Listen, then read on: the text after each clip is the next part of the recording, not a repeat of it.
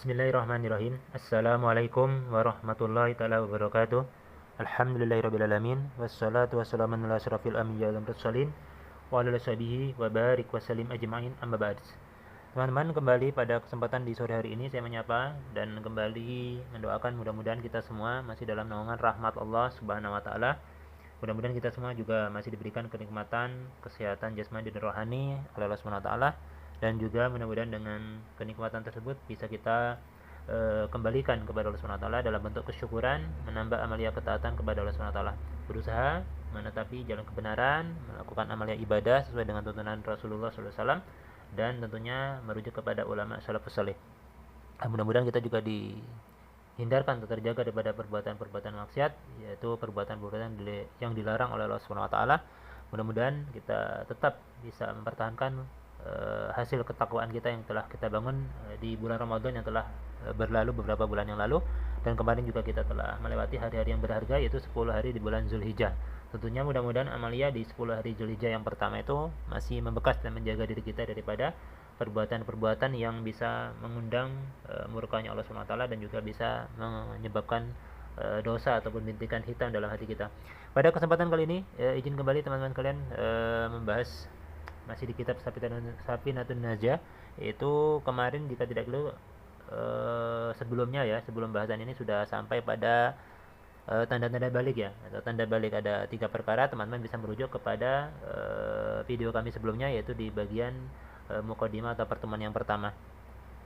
Selanjutnya pada kesempatan kali ini kami akan coba kembali membagikan, yaitu kali ini masuk di judul besar, yaitu syarat istinja. Nah, itu mungkin teman-teman yang sudah mempelajari bab fikih itu sudah tidak asing lagi dengan bahasan ini. Tapi ini mudah-mudahan bermanfaat bagi orang-orang yang mungkin ya belum mendapatkan bahasan ini sebelumnya, insyaallah. Dan mudah-mudahan juga sebagai sarana pengingat bagi diri saya pribadi.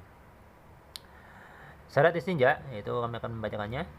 Bismillahirrahmanirrahim. Surutu ijza'il hajari samaniyatun. Nah, itu jadi faslun atau pasal pembahasan ini, itu syarat sah bersuci dengan batu atau beristinja ya. Ada 8. Nah, itu yang pertama yaitu ayyakuna bisalasati ahjarin. Nah, itu menggunakan batu tuh jumlahnya batunya ada 3.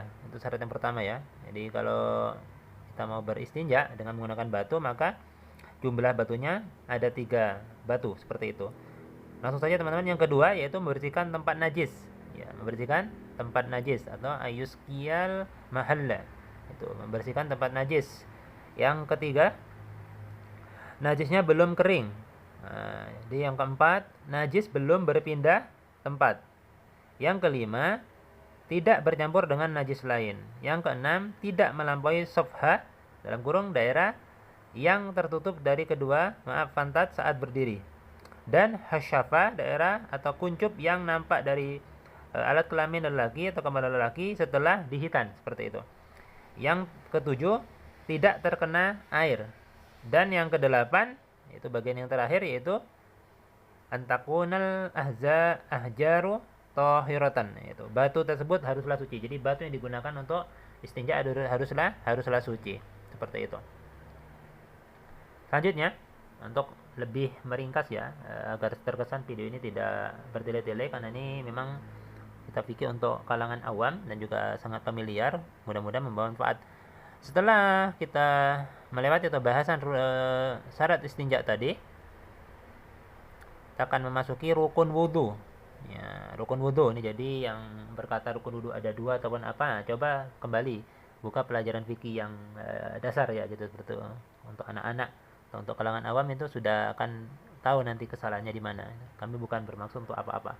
Baik, rukun wudhu yaitu furudul wudhu'i sittatun ya.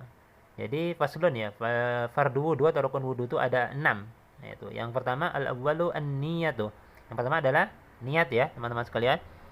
Yang kedua ats-tsani ghuslul wajhi, yaitu membasuh wajah, itu yang kedua ya. Yang ketiga ghuslul yaddaini ma'al midaini ma'al mirfaqaini, yaitu membasuh kedua tangan hingga siku. Ya, sikut ya, seperti itu. Yang keempat, mashu syai'im minar ra'si, mengusap sebagian kepala. Kepala ya, bukan rambut sebetulnya. Mengusap sebagian kepala ini dalam mazhab Asy-Syafi'i. Yang kelima, ghuslur rajulaini ma'al ka'bain, yaitu membasuh kedua kaki hingga sampai mata kaki. Yang terakhir atau yang keenam yaitu at-tartibu, yaitu tertib atau berurutan. Jadi rukun wudu, singkatnya kami akan mengulangi kembali.